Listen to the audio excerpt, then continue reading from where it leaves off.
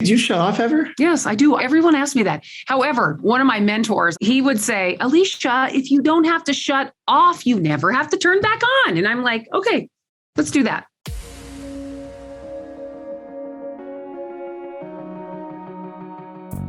Agent Power Huddle is a daily jumpstart, giving you all the tools you need to create an amazing real estate career. Led by top experts in the field, you'll learn how to sell more houses in less time while creating the life you want. Welcome to the Agent Power Huddle. We're going to do something a little different today with our special guest, Alisha Collins. Alisha, how are you? I'm fantastic. How are you? So good. I'm so excited that you are here. Alisha and I were just in person together last week, and I was watching her speak on stage and like, we have to have you on Agent Power Huddle because she is dynamic. She has energy.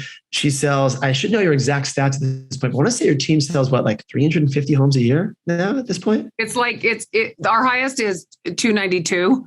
Last year we sold, I think about 260, but our average was way higher, I think 150 or 200 higher. So it wasn't just the market. But not only that, but like you've scaled it up. It's gone from like 100 to 200 to 300. Like you've grown this team pretty amazingly, and you do it through some really cool community involvement, some charitable organizations. Like you do it a very different way than I think most teams selling that many homes do. Is that a safe statement? Yeah, I mean, it all started with video, but yes, I think you're right. And how if people are like trying to describe how do you describe your market area? I don't even know what we call it. Like what market do you service? So I'm in Casper, Wyoming, and I service I go to all the way to Douglas, which is 45 miles away, but I don't go there very often. But I do a little bit there. There's about 65 or 70,000 people in my direct area. So you do just say Casper. Like I didn't know if people outside of Wyoming know. Like you just call it Casper. Yes, it's the Casper area. So, I mean, we have it's nothing like, any of the big cities for sure. Very, lowly pot. We have more cows in Wyoming than we have people. And it's not a joke. It's true. She sells every home in Casper twice. That's how she does so many. No, I'm kidding. And no, she does not ride a horse to work. I learned that one as well, but she would like to. So and we have office buildings. So we're going to dive into charity and business, these partnerships. It starts with video. And I mean, some of the things you're doing, people might say, but it's because you're in a small town. I don't think it has anything to do with that. I think some of it might be faster because you can get such a word of mouth. But the stuff we're talking about with Alisha, by the way, it's going to work anywhere. So take me to the beginning, Alisha. When we came up with this topic of charity and business is what the topic is about. What does that mean? Like, what is that talking about in your world? So it's a way that I can give back. And I think that we have to kind of share our skills. And sometimes I can share my confidence with somebody else that's not as confident on video. So basically I started at Pet of the Week.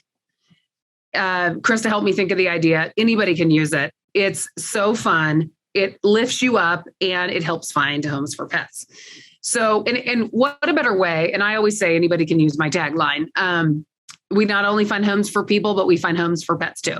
So I go to the Humane Society. I used to go every week.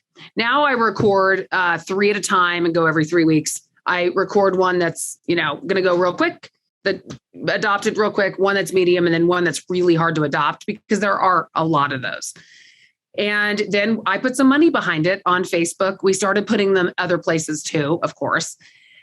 We have probably helped adopt over 100 pets in the 4 years. It's probably more than that, but I thought I should ask him. We also promote some of their events. So they do different yard sales or big, huge yard sales. Or we took over their pictures with Santa. So that started at making $200. Now we're up to $1,500. It's kind of hard to make. I mean, I'm trying to brainstorm ways to make that even bigger of an event for them because I get to see my clients and we benefit by raising money and getting food and stuff like that from them. And these are all for the Humane Society? Yes. Mm-hmm. You guys get this? So obviously I'm assuming you cared about animals previous to this. This was something that was near and dear to your heart. You liked. I have 8 dogs. So I know that, but I want everyone else to hear this story. Like I know how many dogs you got. So I did a lot of fostering. I've been a foster failure like 2 or 3 or 4 times.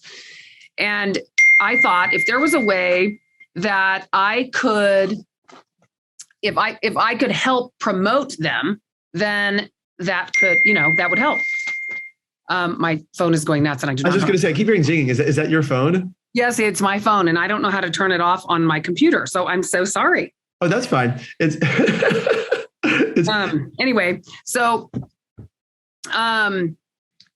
it's just another way to get my name out there, and people actually call me when they need to get rid of a pet sometimes. And so I can help them through the process on, let's not take them to a kill shelter. And I'm totally okay with that.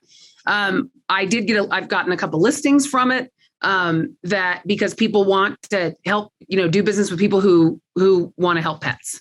And I think that's a big deal. I mean, I would say probably you've gotten more than a couple listings, my guess is, because it's probably one of the things that's hard to track directly, but through the connections you've made in this community and through the Humane Society, it's probably a pretty large amount of relationships, I imagine, correct? Yes.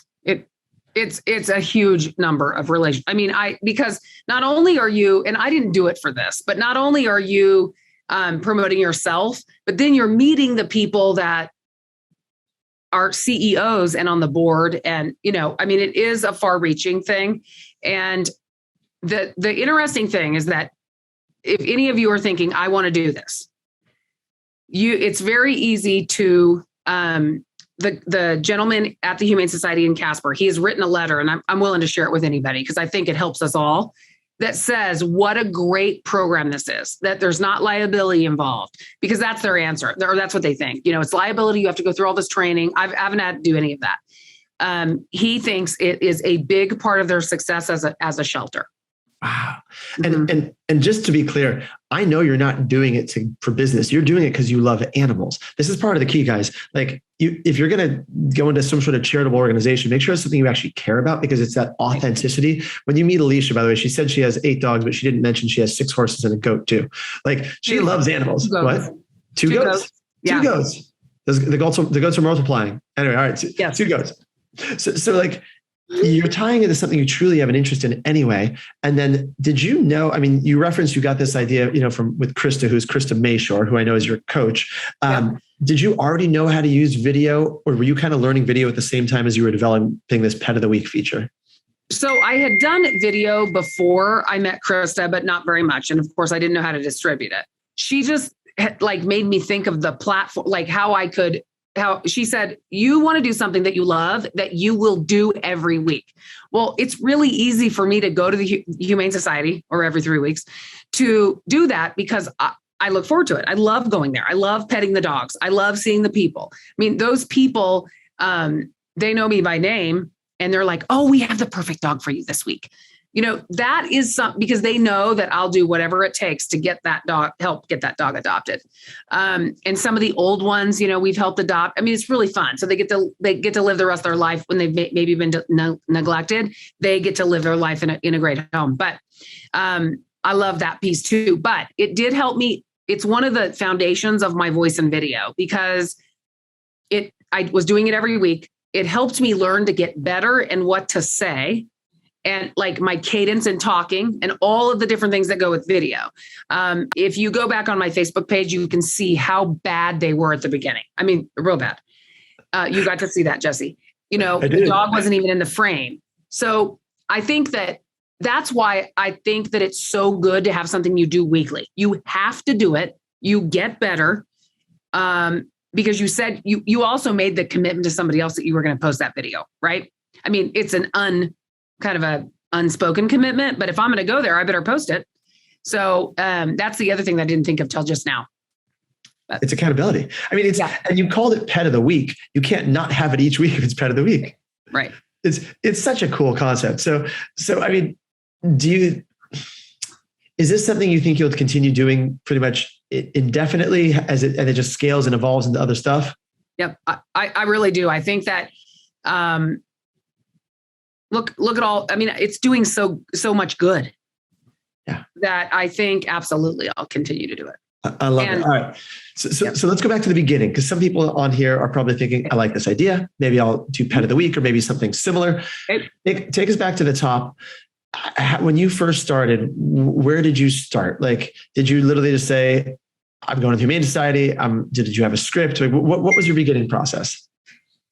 I didn't have a script. I actually love scripts with video in general, but I think these need to be off the cuff. They need to be like a minute. So basically, let me go back. I walked in and I said, how would you feel about me doing a pet of the week? And he said, okay. Now, I think in bigger towns, I think it's a little bit harder. And that's why we have that letter for people, because I mean, it's my way of giving back too. But so he said yes. And I just picked the dog that I wanted at the beginning. And then I would just take him in a room and do the video. I think you need a mic, because those places are really, really echoey. Yep. So I think that's something important. I did not do that at the beginning, and I wish I would have. And then you either need a tripod or somebody to help you, because you really need to work on getting the dog in the frame. I didn't do that. And then I just start with I don't say this is Alisha. I start with something and I try to make it around their name. So like if it was Elsa, I might talk about the movie. I don't know, whatever. I'm trying to think. You're starting with a hook. You're starting with a hook. You're totally starting with a hook. And it's just easy for me to do it around. Like I had this big old man pit bull last week, and he's super cute. His name was Monkey. So, have you ever seen a bigger monkey? I mean, just whatever. Like, it doesn't matter. I just made that up. That's not the one I used. I can't remember the one I used. But then I just talk about like how old they are, why they're at the shelter, because I think sometimes that is important. We don't want to adopt a dog out that, pees everywhere, that we don't, to be honest, that they don't know. So we talk about like if they have something that needs to be worked on. And then we talk about being at the, come on down to the Humane Society and meet them. And then I just end it with a tagline and I'm done. I mean, sometimes they're 45 seconds. They're just not that, they don't need to be long. Yeah. I love it. So total time commitment for you. So the actual video is short. Total time commitment, you think, on a weekly basis when you started doing this? How much time are you spending on it? 10 minutes. If somebody else was editing it was 10 minutes. And really, you could get it in one take. You could retake it until you had like everything done, right? If when I was doing it by myself, I would just retake it. I would just keep going so I could edit it in one swoop. But you don't have to do that. What do you mean keep going so you could edit it one swoop? Well, if I messed up, I would start all the way at the beginning. So I didn't have to do any editing. Yeah. Got it. So just make it. Whatever you want. Do you know the old movie director, Ed Wood? No. Oh, there's a really good movie with Johnny Depp. You'll love it. Johnny Depp. So there's a famous movie director named Ed Wood who made, I don't even know, 50, 60, 80 sci-fi type movies. And he was famous for if something would go wrong in the shot, he would just keep going and he wouldn't edit it out of the final movie. So his movies are these like cult classic, hilarious things. And so Johnny Depp did a movie where he plays Ed Wood. You'll like it. It's good. Okay. Anyway, Sarah's asking, do you ever do it on Facebook Live? Are they always post-produced later, or do you ever just do it Facebook Live?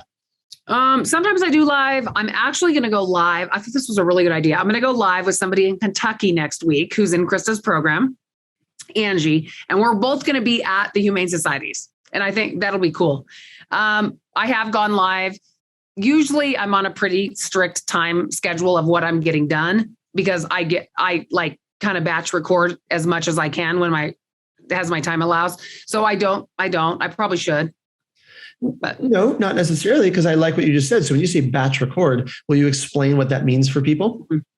So my photographer is actually, my videographer is actually a real estate agent 45 miles away.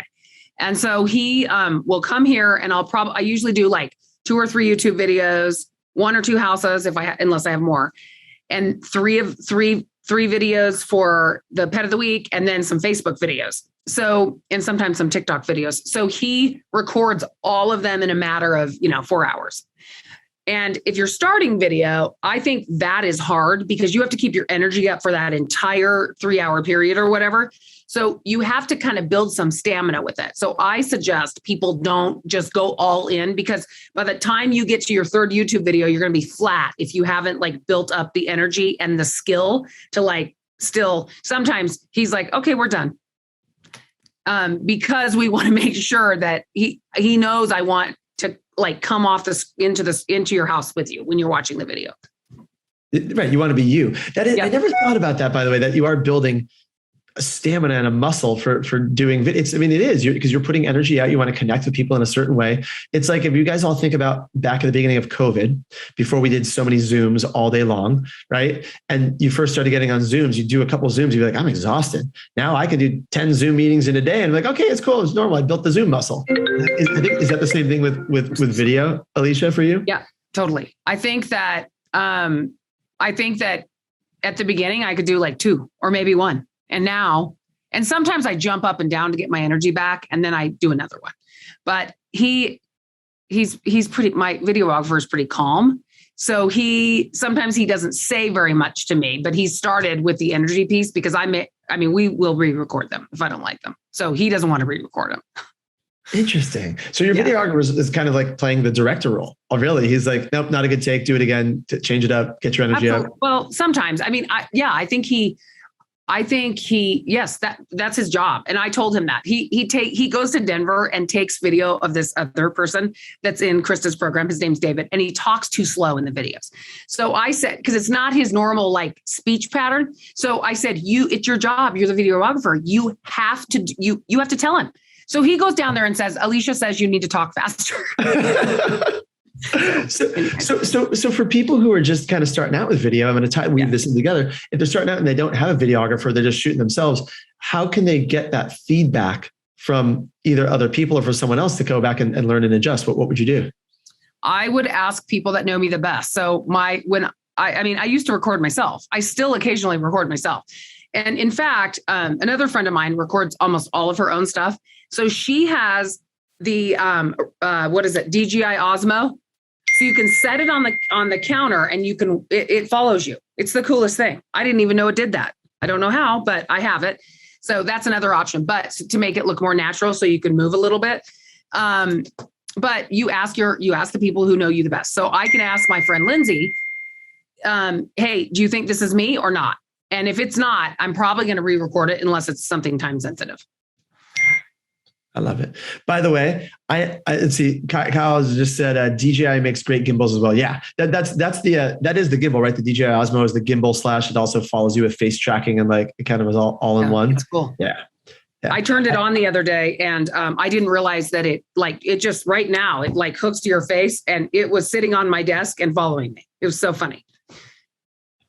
You've got pets and cameras that follow you. All right. So in terms of, charitable, charity and business and how they partner and go together, have you expanded outside like Pet of the Week? Do you do other things as well at this point? So I am, because I have so much time, I am the board president of the Olivia Caldwell Foundation. I met her because I met the woman that started the foundation. Her daughter died when she was 22 months old of cancer. And it was a cancer that didn't act like it should have. And it was a curable cancer, they thought. So anyway, she ended up marrying one of my clients. And so they were looking at houses, and we kind of just bonded right away. And she told me the story, and I said, well, I want to help, but I don't have time. So I will get you some auction items. And so I get her auction items, and all of a sudden I'm on the board, and the next year I'm the board president. So now I get my videographer does all of the video for free. We do a lot of video. Her and I talk about different things. We go live. We do as much as we can video wise to promote the foundation. And it has been unbelievable. I mean, we raised $70,000 more at an event than we did the year before. And it was like 50,000 more the year before. I mean, it's just continually grown. We've given about $575,000 to cancer research, and they've found the cure. Since I've been on the board, they've found the cure for that cancer. And if her daughter would still be alive today, if she had that cancer, it could be cured. So it's amazing. That really is amazing, Alisha. Lisa just dropped into the chat box the link to the Olivia Caldwell Foundation. So we'll put that with the show notes in the podcast and everywhere if people want to learn more about that. That is an incredible organization, truly. Patrina just asked a good question that she said she's just, Patrina, wave your hand. So there's Patrina. Hi, Patrina. All right. So Patrina's asking, she has just started volunteering again on Thursdays for a nonprofit, which provides meals for the homeless. The organization is mobile. What could I use for content each week? It's a great question. Alisha, let's get your creative brain going. What would you do if you were Patrina? So I think that, are you on TikTok? She says not on TikTok. You need to get on TikTok. So I think I would use this for short form, and I would put it on my stories too. I love strategizing, like how I would do things, or how for people to do it. But I would ask them how much information you can give out. I think that's the first thing I would do. If you could do whatever, you could be talking about the area of town you're in to get, or the food. Maybe that's not a good idea, but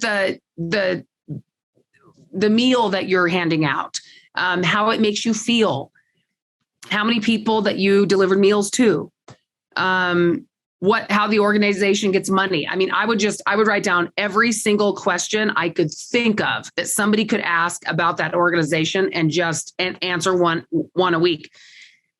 Short form is such an amazing platform right now that piece of short form content could be put. And again, it requires a hook. So you need those questions to kind of start with the hooks.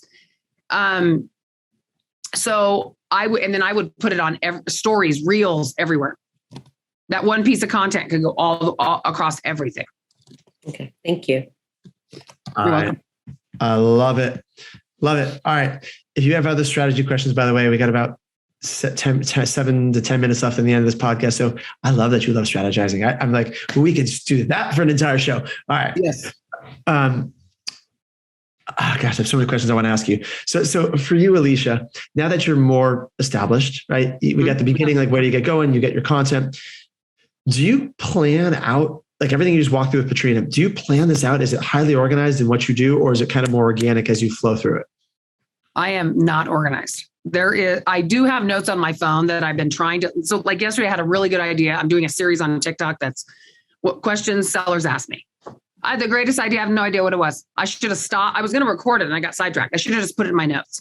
So I think that as we have ideas, we need to have like in notes on your phone, you need to have a tablet with you in your planner, whatever. You need to be writing them down because you're not going to have time every single moment. Something's going to happen. So I do have a going list, but I'm totally disorganized. That's why I just hired a lady who everyone thinks should be my personal assistant. So we shall see what will happen. I love it.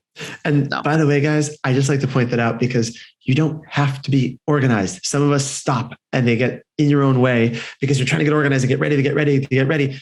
Alisha's just doing it. It's one of the things I love about you, Alisha, is like you are literally just like, you're just in action, right? Yeah. Have you always been wired that way, or is that something you developed over time? No, I'm wired like that.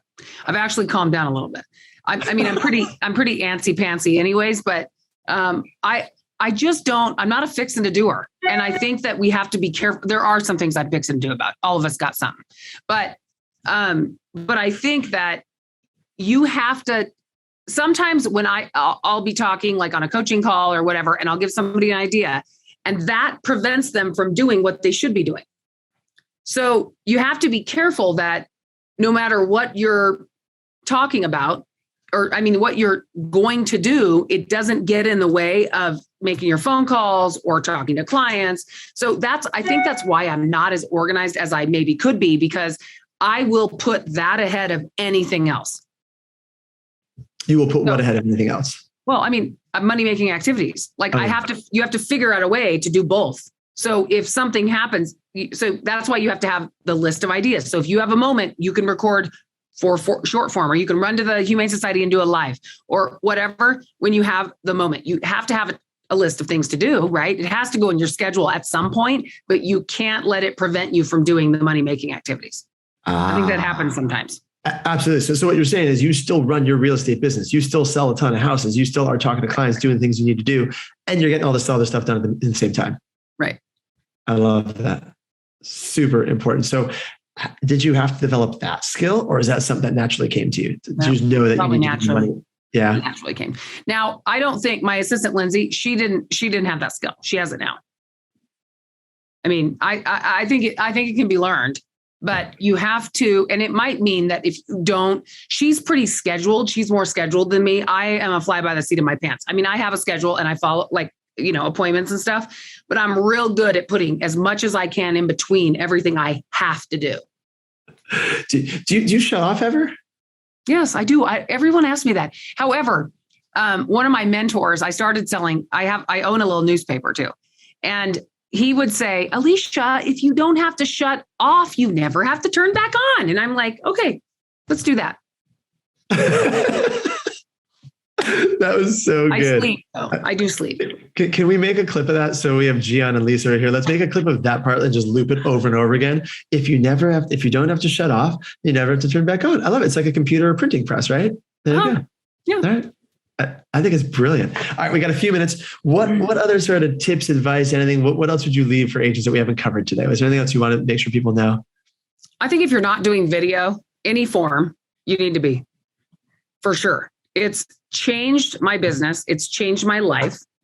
And I love doing it. I mean, you're sharing. I think sometimes I get in the mode like, I got to share information. I got to tell people how they can get the most money out of their house, how they're going to win an offer, blah, blah, blah. And I think that sometimes we need to share our life instead. So that's kind of my big focus. I'm trying to like put some other stuff in it. Like, oh, you want to redo your kitchen? Here's some ideas. So that's not like, here, let me shove selling down your throat some more. So I'm trying to incorporate that in what I'm doing. So I'll let you know how it goes. Please do. I love it. So you're going backwards. You actually are adding in some of those other pieces now because you so naturally like talking about things you enjoy. Yes. I love it. All right. So if people want to reach out to you, I know you're a friendly person. You truly are one of the most helpful agents, helpful people I've ever met. Like this, you have a wonderful energy. You're always helping. What's the best way for someone to reach out to you? Message me on Facebook, probably. Or pop me an email. My email's everywhere. My phone number's everywhere too. So I guess you could call me. Do you answer your phone? I mean, that's a good question to ask. Do you find you answer your phone, or are you usually in the middle of doing something else? No, I do. I try to answer my phone all the time. I don't want to be one of those people that, agents say, oh, they can't get a hold of her. Now, they probably are saying that right now because I'm getting so many calls for all the listings we have. But I need to fix that piece of it.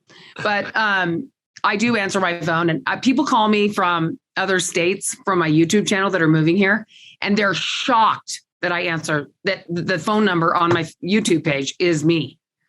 And I like that shock. So I don't know if I'll ever change that one. That's pretty cool. By the way, if you want, I'll DM you, Alisha. We can set a time. I have some ideas for you in terms of the inbound calls on your listings and some system solutions for that. So that'd be fantastic. Yeah. People helping people. All right, Alisha, thank you for being here. This is so much fun. So truly, I'm grateful that you come on and share this knowledge. And those of you on camera, isn't this inspiring to get out there and do things you love and contribute to the world? It's just making the world a better place. Alisha, thank you. This is awesome. You're welcome. And I'm sorry about all the dings. I just figured it out. You shut the phone off and it doesn't come through your computer. It just shows how popular. I apologize for the first 3/4 of that. Because I fixed it. I actually think it's pretty cool because it just shows how much is going on in your world. And I'm like, I shut all my notifications off on everything. Do not disturb. I'm like, I can't do it. I didn't know that I could do that. I will do that next time. I'll show you how later. It's I think I know how to do it on my phone. I don't know. Anyway, I apologize, everyone. No need to apologize. It's okay. I just want to show you guys. This is someone who sells a ton of houses. Everyone's world looks a little different. And that's what you got. And you are wildly effective at what you do. It's awesome, Alisha. Thank you. I love it. Okay. I have lots of listings. Message me whatever that is because I need it. I will. I'll message you right now. All right. Have a good day, guys. Thanks, everybody. Bye, everybody. See you next week. Thank you, Alisha. Bye. Thank you. If you'd like more information or to get connected to the Agent Power Huddle, join our free Facebook group. This call was designed for the agents in our EXP organization, but open to any agent from any brokerage. If you're a guest and you're interested in learning more about EXP or our specific resources within the Agent Collective, reach out to the person who invited you to this call to get more info.